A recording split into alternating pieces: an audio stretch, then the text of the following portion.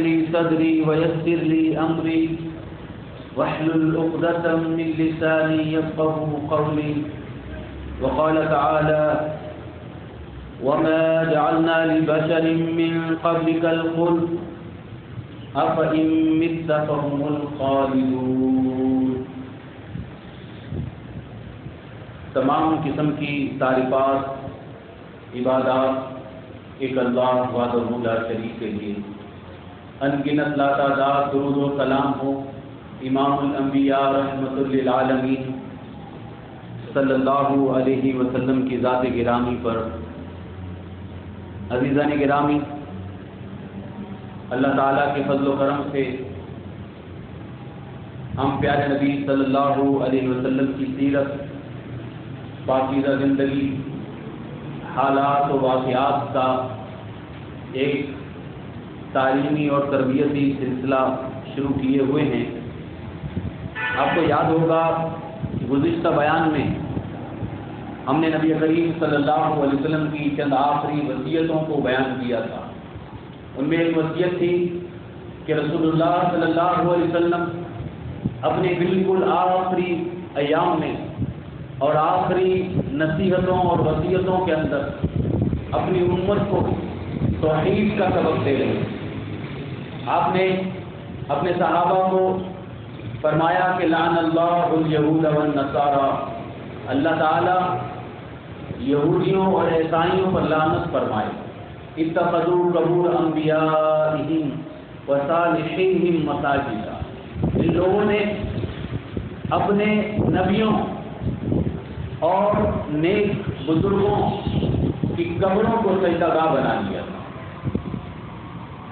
اس وجہ سے اللہ رب العزت کے نبی صلی اللہ علیہ وسلم اللہ تعالیٰ کے حضور ان کے لیے لعنت و ملامت کر رہے تھے. یہ امت کو پڑھائے جانے والے اسباب میں سے ایک اہم ترین سبق تھا. ایک ایسا نہ ہو کہ آپ کی امت یہودیوں اور عیسائیوں کی طرح اس گورکھ دھندے کا شکار ہو جائے، اس عجیب و غریب قسم کے شرک کا شکار ہو جائے جس میں اللہ ہی کے بندوں کو، اللہ ہی کے بھیجے ہوئے رسولوں کو سجدہ کرنے لگ جائیں، ان سے مانگنے لگ جائیں اور عبادت کے اندر ان کو شریک کر دیں. یہ حضرت عائشہ رضی اللہ تعالیٰ عنہ فرماتی ہیں: یحذر ما صنعوا، گویا نبی صلی اللہ علیہ وسلم اپنی امت کو سمجھا رہے تھے، ڈرا رہے تھے کہ یہودیوں اور عیسائیوں والا کام تم نہ کرنا. دیکھو، درگاہوں پر حاضری نہیں، مساجد میں حاضری دینا، اللہ کے گھروں میں حاضری دینا، ایک اللہ کی عبادت کرنا، اس کے سامنے سجدہ کرنا، اسی سے مانگنا، نظر و نیاز، قربانی اور منت سب کچھ اللہ ہی کے لیے کرنا، بلکہ اپنی ہر قسم کی عبادات، ہر قسم کے معاملات کا تعلق صرف ایک اللہ کے ساتھ رکھنا. یہ اہم ترین اسباب میں سے ایک سبب. اس کے بعد صحابی رسول صلی اللہ علیہ وسلم عبداللہ بن مسعود فرماتے ہیں، اور یہ بیہقی کی الحدیث ہے جو میں ابھی بیان کرنے والا ہوں. یہ بھی گویا نبی صلی اللہ علیہ وسلم کے آخری دنوں کے اندر بیان کیا گیا ایک اہم ترین سبق. اور امام بیہقی رحمہ اللہ نے جو الفاظ بیان کیے ہیں حدیث کے، اس میں یہ ہے کہ یقول رسول اللہ صلی اللہ علیہ وسلم قبل موتہ بثلاث، کہ نبی کریم صلی اللہ علیہ وسلم نے یہ بات اپنے دنیا سے جانے سے 3 دن پہلے فرمائی. تو گویا یہ ہمارے موضوع کے مطابق ہے اور یہ اہم ترین بات ہے کہ نبی صلی اللہ علیہ وسلم دنیا سے جا رہے ہیں. تو دنیا سے جاتے وقت انسان کی کیا کیفیت ہونی چاہیے، اور امت کو سمجھا رہے ہیں. اور آپ نے فرمایا اپنی وفات سے 3 دن پہلے احسن الظن باللہ، اللہ کے ساتھ اچھا گمان کرو. احسن الظن باللہ، اللہ کے ساتھ اچھا گمان رکھنا، اللہ تعالیٰ سے اچھی امید رکھو. ایک اور حدیث میں الفاظ یوں ہیں کہ لا یموتن احدکم الا وهو یحسن الظن باللہ، کہ دیکھو تم میں سے کسی شخص کو موت نہ آئے مگر اس حال میں کہ وہ اپنے اللہ کے بارے میں اپنے دل کے اندر امید اور اچھا گمان رکھتا ہو۔ حسن ظن ایمان کی دو اقسام بیان کی جاتی ہیں محدثین کے نزدیک، ایک خوف تقویٰ اور ایک امید اور رجا کہتے ہیں۔ یہ ایمان کی دو حالتیں ہیں کہ اللہ تعالیٰ سے ڈر بھی ہونا چاہیے، خوف بھی دل میں ہونا چاہیے، اپنے گناہوں کا ڈر ہونا چاہیے، گناہوں کے انجام کا ڈر ہونا چاہیے، گناہوں پر پکڑ کا خوف اور ڈر ہونا چاہیے۔ اس کیفیت کو تقویٰ کہا جاتا ہے۔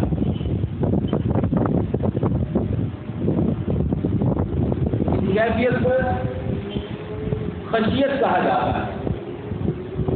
اور دوسری کیفیت جس کو رجا کہتے ہیں عربی میں، اردو میں اچھا گمان اور امید،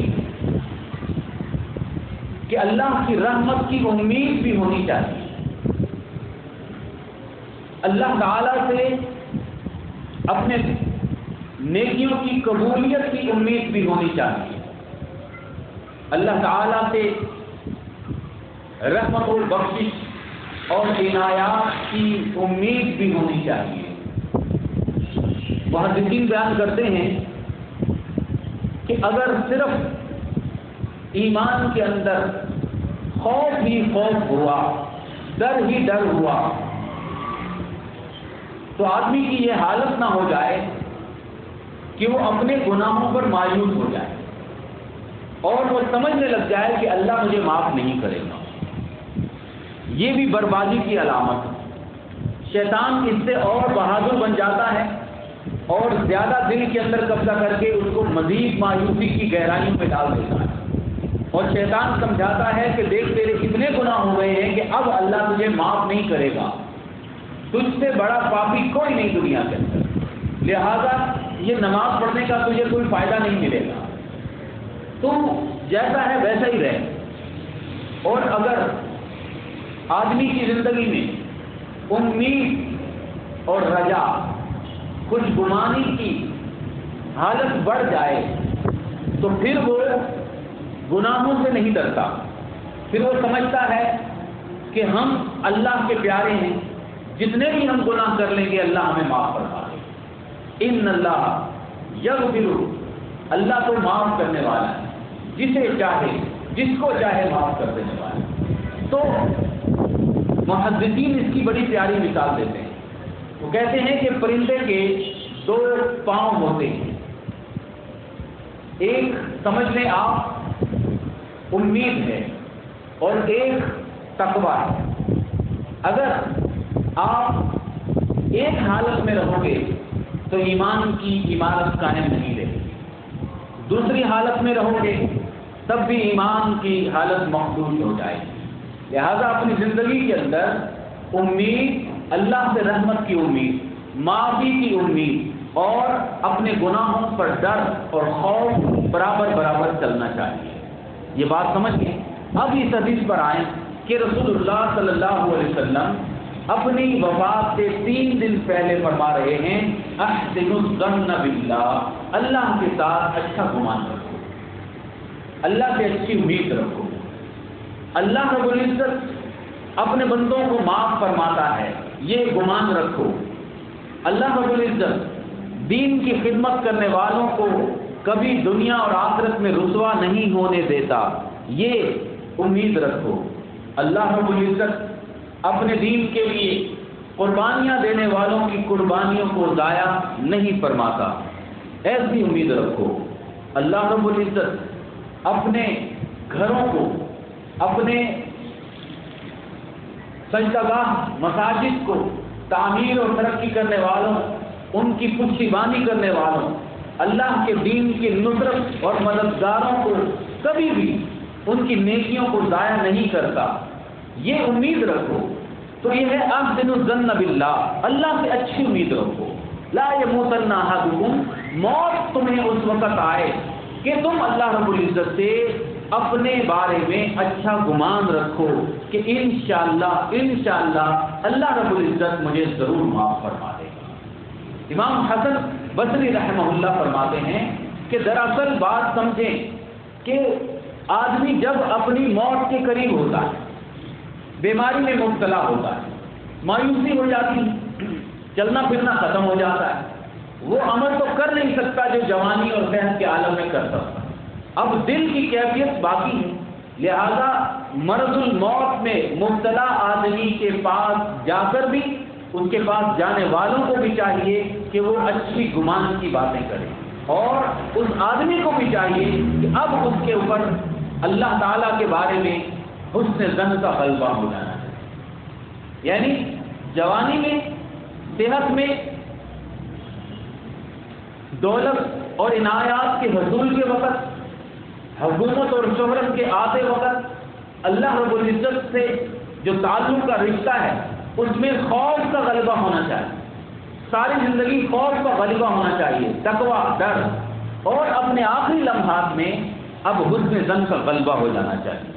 یہ بات نبی کریم صلی اللہ علیہ وسلم بتا رہے اور فرمایا انا، حدیث قدسی، انا عند ظن عبدی بی، میں اپنے بندے کے گمان کے ساتھ ہوتا ہوں، انا معہ، اللہ فرماتا ہے کہ اے میرے بندے میں تیرے گمان کے ساتھ ساتھ ہوں، تو میرے بارے میں جیسا گمان کرے گا میں تیرے ساتھ ویسا ہی سلوک کروں گا۔ فرمایا اللہ تعالیٰ فرماتا ہے انا معہ، میں بندے کے ساتھ ساتھ ہوتا ہوں، اذا ذکرنی فی نفسی، جب بندہ میرا ذکر کرتا ہے، مجھے یاد کرتا ہے اپنے دل ہی دل میں، ذکرتہ فی نفسی، اللہ فرماتا ہے کہ میں بھی اسے اپنے نفس میں یاد کرتا ہوں، ان ذکرنی فی ملئ، اگر وہ مجھے کھلے عام لوگوں کے سامنے میرا تذکرہ کرتا ہے، میرا ذکر کرتا ہے، میری حمد اور ثنا بیان کرتا ہے، تو اللہ فرماتا ہے ذکرتہ، میں اپنے بندے کا ذکر کرتا ہوں، فی ملئ خیرا منہ، ایسی جماعت کے اندر کہ وہ دنیا کی جماعتوں سے کئی گنا عظیم اور افضل ہے، میں اس کا ذکر فرشتوں کی جماعت میں کرتا ہوں، انا عند ظن عبدی بی، میں اپنے بندے کے گمان کے ساتھ ساتھ ہوں۔ تو گمان دو قسم کا ہوتا ہے، ایک ہے حسن ظن اور ایک ہے برا گمان۔ اچھے گمان کا مطلب آپ سمجھ گئے ہوں گے کہ اللہ سے اچھی امید رکھنا، اللہ سے امید مغفرت رکھنا، اللہ سے بخشش کی امید رکھنا، اللہ تعالیٰ سے یہ امید رکھنا کہ اللہ میری توبہ ضرور قبول فرمائے گا، اللہ توبہ کرنے والوں کی توبہ قبول فرماتا ہے، اللہ سے یہ امید رکھنا کہ اللہ ہماری عبادات قبول فرمائے گا، اللہ سے یہ امید رکھنا کہ اللہ تعالیٰ ہمارے صدقہ و خیرات کو انشاءاللہ قبول فرمائے گا، یہ حسن ظن ہے۔ برا گمان یہ ہے کہ کوئی مدد نہیں کرنے والا، کوئی ہمیں معاف کرنے والا نہیں، مایوسی کے اندر پڑ جانا اور سمجھنا کہ دنیا میں تاریکی اور اندھیر ہے اور کوئی یہاں پر ایسا نہیں ہے کہ جہاں پر انصاف مل سکے، یہ بری گمان ہے۔ تو اللہ رب العزت کے بارے میں کیسا گمان کریں؟ تو نبی کریم صلی اللہ علیہ وسلم نے اپنی وفات سے 3 دن پہلے یہ نصیحت فرمائی کہ تم اللہ رب العزت کے بارے میں اچھا گمان رکھا کرو، اچھا گمان رکھا کرو، اور ہمیشہ بلکہ اپنی وفات اور اپنی آخری لمحات میں، بڑھاپے میں اللہ سے پھر اچھی امید ہی کا ذکر کرو۔ انشاءاللہ اللہ میرے بعد میری اولاد کے ساتھ برا نہیں کرے گا، میری اولاد برباد نہیں ہوگی، کچھ نہیں ہوگا، بس اللہ خیر فرمائے گا۔ جب اللہ کے بندہ اچھی امید رکھتا ہے، اپنی نیتیں اچھی کر لیتا ہے، تو پھر اللہ رب العزت اس کے ساتھ سلوک بھی اچھا ہی کرتا ہے انشاءاللہ۔ میں نے پہلے بھی بہت پہلے ایک بات بتائی تھی کہ ہماری نیتوں میں دراصل بہت ہی بگاڑ اور قصور ہوتا ہے۔ ہم بہت ساری زندگی کے معاملات میں ہم اپنی بیٹی کو پڑھا رہے ہیں، میں چاہتا ہوں بس بیٹی کو میں اعلیٰ تعلیم دوں، دیکھو کل کلام کچھ ہو جاتا ہے، کچھ ہو گیا تو پھر یہ اپنے پاؤں پہ کھڑی ہو جائے گی، کچھ نوکری کر لے گی، یہ اپنے بچوں کو پال لے گی۔ یہ برے گمان کی ایک بہت بڑی مثال ہے، یہ بہت برا گمان۔ کیا ہو گیا؟ کیوں اس کے بارے میں سوچ رہے ہو کہ برا ہوگا؟ یہ کیوں نہیں کہتے کہ انشاءاللہ اس کے ساتھ کچھ نہیں ہوگا، اس کے سر کا سایہ سلامت رہے گا، اس کے اللہ گھر کو آباد رکھے گا، اس کے بچوں کو اللہ سلامت رکھے گا، کچھ نہیں ہوگا تو انشاءاللہ کچھ نہیں ہوگا۔ اور جب پہلے بچی ہے چھوٹی سی، اور کیا امید دل میں پالے بیٹھے ہیں کہ اس کے ساتھ کچھ ہو گیا، مطلب اس کا گھر اجڑ گیا، یہ طلاق ہو گئی، یہ اس کا شوہر مر گیا تو پھر یہ ہوگا، تو یہ کیا ہے، یعنی سوچ ہی ہماری پہلی نیت ہی بری رکھتی۔ تو نیت اچھی رکھیں، اس کے بعد اگر کچھ ہوتا ہے تو بھائی اللہ رب العزت ہے جو پھر بھی مدد کرنے والا ہے۔ اللہ رب العزت تو ان کو بھی پالتا ہے جن کے ماں باپ دنیا میں نہیں ہوتے۔ اللہ رب العزت تو ہر کسی کی مدد کرتا ہے، اللہ رب العزت ہی رازق ہے۔ تو اللہ کے بارے میں اچھا گمان، اچھا گمان، اچھا گمان۔ اللہ اکبر، اللہ کے بارے میں اچھا گمان۔ امام حسن بصری رحمہ اللہ فرماتے ہیں کہ اگر تمہیں ایسے لوگ ملیں جو تمہیں جوانی کے اندر، دولت کے نشے کے اندر، صحت و توانائی کے موقعوں پر اللہ کا خوف دلاتے ہیں، گناہوں سے ڈر سکھاتے ہیں، تو تم ان کے ساتھ زندگی گزارو، کیونکہ یہی وقت ہے کہ جب اللہ تعالیٰ کا خوف اور تقویٰ اس کا غلبہ ہونا چاہیے۔ جب تم ایسے لوگوں کو دیکھو کہ جو تمہیں اللہ رب العزت کے بارے میں بے خوف کرنے کی کوشش کرتے ہیں اور کہتے ہیں کہ چھوڑو نمازوں کو، چھوڑو دینداری کو، ابھی جوانی، ابھی یہ وقت ہے داڑھی رکھنے کا، ابھی یہ وقت ہے صوفی بننے کا، نمازیں پڑھنے کا، ابھی تو جوانی، ابھی تو تم نے کچھ دیکھا ہی نہیں، تو پھر ایسے لوگوں سے دور ہو جاؤ، کیونکہ وہ تمہیں گمراہی کی اثاث گہرائیوں میں لے جانے والی۔ آخری وقت کے اندر کہ جب آدمی لیٹا ہوا ہے، بے ہوشی کے عالم میں ہے، کبھی کبھی ہوش آتا ہے، کبھی کبھی وہ بات کرتا ہے، اس کے سامنے جا کر ڈر اور خوف کی باتیں نہ کرو، اس کے سامنے جا کر پھر کیا ایک تلقین کریں، لا الہ الا اللہ پڑھیں، اللہ کا ذکر کریں، حسن ظن کی بات کریں، اور اس بندے کو بھی چاہیے کہ وہ اللہ تعالیٰ سے ہمیشہ اچھا گمان رکھے۔ حضرت معاذ بن جبل رضی اللہ تعالیٰ بڑے ہی عالم اور جلیل القدر صحابہ اکرام میں سے تھے۔ وہ ایک وبا پھیلی تھی تعاون کی، اس وبا کے اندر وہ بیمار ہو جاتے ہیں اور وہ اپنی زندگی سے جب نا امید ہو جاتے ہیں کہ اب وقت بہت کم رہ گیا ہے، تو ان کے ارد گرد بیٹھے احباب بیان کرتے ہیں کہ وہ آنکھ کھولتے اور پوچھتے کہ صبح ہو گئی ہے، ہم کہتے کہ نہیں ابھی رات، تھوڑی دیر بعد پھر پوچھتے کہ صبح ہو گئی ہے، تو ہم نے کہا کہ ہاں اب صبح ہو گئی۔ تو انہوں نے ایک دعا کی، وہ دعا میں یہاں بیان کرنا چاہتا ہوں۔ انہوں نے دعا کی کہ اے اللہ، اللہم انک تعلم، اے اللہ تو جانتا ہے، انی اخافک، میں ساری زندگی تجھ سے ڈرتا رہا، اے اللہ تو میرے بارے میں جانتا ہے، میں ساری زندگی تیرا خوف اپنے دامن گیر رکھا ہے، تقویٰ والی زندگی گزاری ہے، لیکن الان ارجو، اب اے اللہ مجھے تجھ سے بڑی امیدیں، اب اے اللہ میں دنیا سے جا رہا ہوں، اب میں تیرے بارے میں حسن گمان رکھتا ہوں، بڑی امیدوں کے ساتھ دنیا سے جا رہا ہوں، اب دل کے اندر اچھی امیدیں بندہ پیدا کر دے۔ اس بات کا سبق نبی کریم صلی اللہ علیہ وسلم نے اپنی آخری نصیحتوں اور آخری وصیتوں کے اندر فرمایا کہ اللہ پر امید اور یقین بھی ہونا چاہیے۔ ایمان کو اگر ہم یقین کی کیفیت دیں کہ ایمان یقین کا ایک نام ہے، تو اس یقین کے اندر امید بھی ہونی چاہیے، اس کو کہتے ہیں حسن ظن۔ بہت پہلے ایک واقعہ پڑھا تھا، جو واقعہ ہی ہے، ایک کہانی ہے، بچپن کے اندر عام طور پہ انسان پڑھتا ہے کہ ازبکستان کا ایک درویش ہے، ان کو کسی نے کہا کہ آپ چلے میدان کے اندر، بارش نہیں ہو رہی، کچھ سالی ہے، کئی سال ہو گئے بارش نہیں ہو رہی۔ تو انہوں نے کہا کہ چلو پھر پورا شہر میدان میں چلے، پورا شہر حکمران سمیت ایک کھلے میدان میں چلا گیا۔ کھلے میدان میں گئے تو وہ درویش نے جب ان کو دیکھا کہ لوگ کھڑے ہیں تو وہ اپنی سواری پر بیٹھ کر واپس جانے چلے۔ پوچھا کہ آپ سب کو لے کر آئے اور واپس جا رہے ہیں، تو انہوں نے کہا کہ دیکھو اللہ پر ایمان رکھتے ہو تم سب، یقین ہے تم سب کو، لیکن تمہیں امید کچھ نہیں ہے۔ کیا مطلب ہے کہ امید نہیں ہے؟ وہ کہنے لگے کہ تم کیوں جمع ہوئے ہو یہاں پر؟ کہنے لگے ہم یہاں دعا مانگنے جمع ہوئے ہیں کہ اللہ بارش نازل فرما۔ تو کہا کہ میں کسی کے ہاتھ کے اندر چھاتا نہیں دیکھ رہا، تم سب آ گئے لیکن تمہیں ابھی بھی یقین نہیں ہے کہ بارش دعا مانگنے کے بعد بارش ہو جائے گی۔ تمہیں ایسا یقین ہونا چاہیے تھا کہ ہم نکلیں گے، ہم دعا مانگیں گے، بارش ہو جائے گی، لہذا اپنے ہاتھوں میں چھاتے لے کر آتے کہ ہم بارش ہو جائے گی تو ہم بھیگ نہ جائیں۔ ایسا یقین ہونا چاہیے۔ تو تم ایمان رکھتے ہو لیکن وہ جو امید ہے کہ ہوگا ضرور، انشاءاللہ ایسا ہوگا، یہ کیفیت سے خالی ہے۔ اسی کو حسن ظن کہتے ہیں کہ جب ہم سب نکلیں، دعا مانگیں، ہاتھ اٹھائیں تو اس میں پکا یقین ہو کہ اب کچھ نہ کچھ انشاءاللہ ضرور ہوگا، اللہ خیر فرمائے۔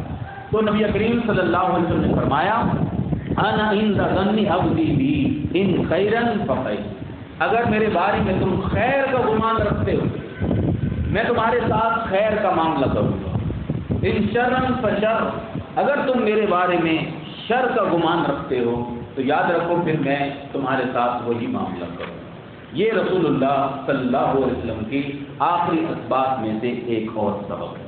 اب آپ دیکھیں، آپ نے اپنی امت کو توحید کا سبق دیا، ان کو شرک و بدعت سے ڈرایا، ان کو اپنی آخری لمحات میں بتایا کہ اے میرے امتیوں، آخری وقت تمہیں اللہ رب العزت کے بارے میں حسن ظن اور اچھا گمان ہونا چاہیے۔ حضرت عائشہ رضی اللہ تعالی عنہا بیان فرماتی ہیں، سنن نسائی کی حدیث ہے، اور یہ تیسری بلکہ آخری اہم ترین نصیحت ہے۔ یہ جو ابھی بیان کرنے والا ہوں یہ آخری آپ رسول اللہ صلی اللہ علیہ وسلم کا کلمات بھی آخری ہے اور آخری اہم ترین بات ہے۔ سنن نسائی کی حدیث، حضرت انس بن مالک یہ روایت بیان کرتے ہیں کہ کانت عامۃ وصیۃ رسول اللہ صلی اللہ علیہ وسلم حین حضرہ الموت، جب آپ کا آخری وقت آیا تو رسول اللہ صلی اللہ علیہ وسلم کی آخری وصیتوں میں سے یہ تھا کہ الصلاۃ الصلاۃ وما ملکت ایمانکم، لوگوں نماز نماز نماز نماز، الصلاۃ الصلاۃ وما ملکت ایمانکم، نماز نماز اور جو تمہارے ماتحت لوگ ہیں ان کا خیال رکھنا۔ آپ سمجھیں کہ دین اسلام کی بنیاد، اہم ترین رکن، حقوق اللہ کا جو مجموعہ ہے وہ نماز ہے۔ اللہ کے حقوق میں سے اہم ترین حق جو بندے پر ہے وہ نماز ہے، اور حقوق العباد کا مجموعہ کہ بندوں کا خیال کرنا وہ وما ملکت ایمانکم ہے۔ آپ صلی اللہ علیہ وسلم نے اپنے آخری نصیحتوں میں حقوق اللہ اور حقوق العباد دونوں کو سمجھا کہ حقوق اللہ کے بارے میں اتنے تم محتاط نہ ہو جانا کہ حقوق العباد میں ڈنڈی مارنے لگ جاؤ، حقوق اللہ کے بارے میں اتنے مشغول نہ ہو جانا کہ اب تم اس گھمنڈ اور فخر میں مبتلا ہو کر کہ میں ساری زندگی حقوق اللہ ادا کرتا آیا ہوں، مجھ پر حقوق العباد بندوں کا کوئی حق نہیں ہے، یا بندوں کا حق مار لوں گا تو چل جائے گا، اس میں مبتلا نہ ہو جانا۔ اور بات عقل سے آری لوگوں کی طرح حقوق العباد کو اپنے اوپر ایسا غالب نہ کر لینا کہ تم سمجھنا کہ میں غریبوں کی، بیواؤں کی خدمت کرتا ہوں لہذا مجھ پر نماز فرض نہیں ہے، یہ بھی بے وقوفی کی علامت۔ آپ جانتے ہیں پاکستان کا ایک بہت بڑا رفائی ادارہ ہے، اس کا مالک تھا، وہ دنیا سے چلا گیا، اللہ بہتر جانتا ہے کہ وہ کیا تھا کیا نہیں تھا، ہم کسی کا نام نہیں لیتے، لیکن ان کے عام خیالات یہ تھے کہ نماز، روزہ، حج، زکوٰۃ کی کوئی ضرورت نہیں، غریبوں کی خدمت جو ہے وہ اصل اسلام، یتیموں کی خدمت اصل اسلام، تو وہ آدھی بات کرتا تھا۔ پیارے نبی صلی اللہ علیہ وسلم نے اپنی امت کو آخری نصیحت جو فرمائی اس میں پوری بات کی کہ الصلاۃ الصلاۃ وما ملکت ایمانکم، نماز نماز نماز، اس کا خیال کرنا اور اپنے ماتحت لوگوں کا بھی خیال کرنا۔ مسلمانوں کی اکثریت اس تلقین کو بھول گئی، مسلمانوں کی اکثریت نماز کو بھول گئی. اللہ تعالیٰ کے ساتھ ایک مسلمان کا جو تعلق ہے اس کی بنیاد ہی نماز پر قائم. بین العبد و بین الکفر ترک الصلاۃ. ایک مسلمان اور کافر کے درمیان کیا فرق ہے؟ نماز کے علاوہ اور کون سا فرق ہو سکتا ہے؟ اگر اپنی زندگی میں آپ اچھا آدمی تلاش کرنا چاہیں اور دیکھیں کہ یہ کیسا ہوگا، یہاں رشتہ ہم کر رہے ہیں، اس کے ساتھ زندگی ہماری نبھے گی کہ نہیں نبھے گی، یہ کیسا آدمی ہے، اس کے بارے میں بہت زیادہ انسان چھان پھٹک نہیں کر سکتا. اس کی جوانی، اس کی تعلیم، اس کا کمانا، اس کے بارے میں کہاں جائے گا انسان. بس 2 گھنٹے شام کے وقت، مغرب کے وقت دیکھ لیں نماز پڑھتا ہے. جب اس کا تعلق اپنے رب کے ساتھ صحیح ہے تو امید ہے کہ اب اس کا تعلق بندوں کے ساتھ بھی صحیح ہوگا. اللہ سے تو ڈرتا ہے، اللہ کا شرم اور حیا تو ہے اس کے دل میں، نماز تو پڑھ رہا ہے. اور اپنی زندگی میں میں نے دیکھا کہ اکثریت 90% سے زیادہ جو لوگ نمازی ہوتے ہیں ان کا گھر خوش بھی ہوتا ہے، آباد بھی ہوتا ہے. پھر وہ حیا کرتے ہوئے، شرم کرتے ہوئے، اللہ سے ڈرتے ہوئے اپنے بیوی بچوں کے حقوق بھی ادا کرتے ہیں. اکثریت بے نمازی جو ہوتے ہیں انہیں کوئی پرواہ نہیں ہوتی کسی کی. جب چاہیں بیوی کو گھر سے نکال، کسی کے شرم و حیا نہیں ہوتی، جو چاہو سمجھا لو. جب اس کو اللہ سے حیا نہیں، جب یہ نماز نہیں پڑھتا، اب اسے دنیا کے لوگوں کی حیا اور شرم کہاں سے آ جائے؟ تو رسول اللہ صلی اللہ علیہ وسلم نے فرمایا مسلمان اور کافر کے درمیان فرق کرنے والی چیز وہ نماز. اپنی زندگیوں میں نماز کو غالب کریں. اپنے بچوں اور اپنی نسلوں کی تربیت کرتے وقت جو سب سے بڑی چیز ہے وہ نماز، اسی کو آگے سامنے رکھیں. حضرت ابراہیم علیہ السلام اپنے بیٹے اسماعیل علیہ السلام کو مکہ کی بغیر پانی، بغیر گھاس اور پتھریلی زمین پر چھوڑ کر جب جا رہے تھے اس وقت انہوں نے دعا کی تھی کہ اللہ اسکنت من ذریتی بواد غیر ذی زرع. اے اللہ میں نے اپنے بچوں کو، اپنی ذریت کو، اپنی اولاد کو ایسی جگہ پر چھوڑ کر جا، اور کہا کہ اللہ میرا مقصد یہ ہے کہ آئندہ آنے والی نسلوں میں بھی یقیم الصلاۃ یہاں پر نماز قائم کی جائے. تو وہ اپنی نسلوں کے بارے میں بھی دعا کر رہے تھے کہ اللہ میری نسلیں بھی دعا کر نماز قائم کریں. اور نماز ہی ایسی چیز ہے جو ہمارے دین اسلام کی بنیاد ہے. جب بنیاد کو کمزور رکھا جاتا ہے تو پھر اس کے اوپر عمارت قائم نہیں ہوتی. کر لیں گے تو کچھ عرصے کے بعد گر جاتی.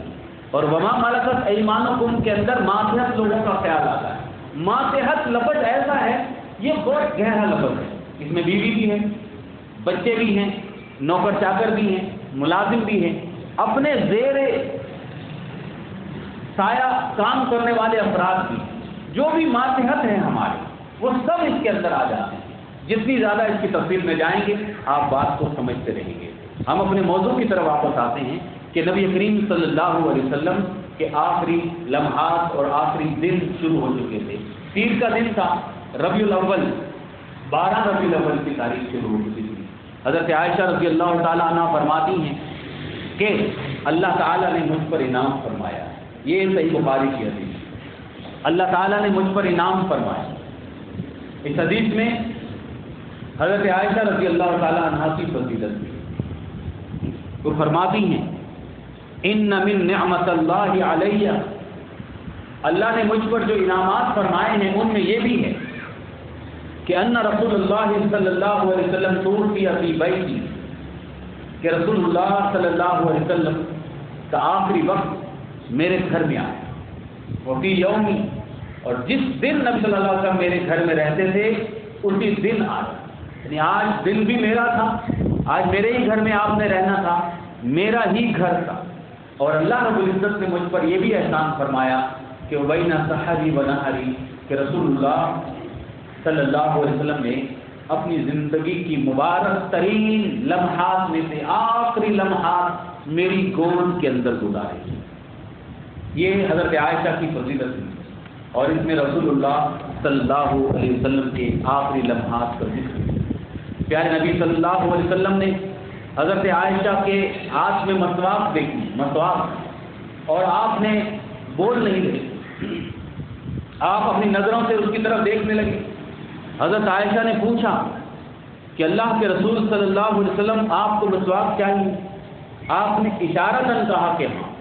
حضرت عائشہ فرماتی ہیں کہ میں نے پھر اپنے منہ میں لے کر اس مسواک کو چبایا اور نرم کرنے کے بعد نبی کریم صلی اللہ علیہ وسلم کے ہاتھوں میں دے دیا۔ آپ نے آہستگی سے کہ اپنے دانتوں کو صاف کیا۔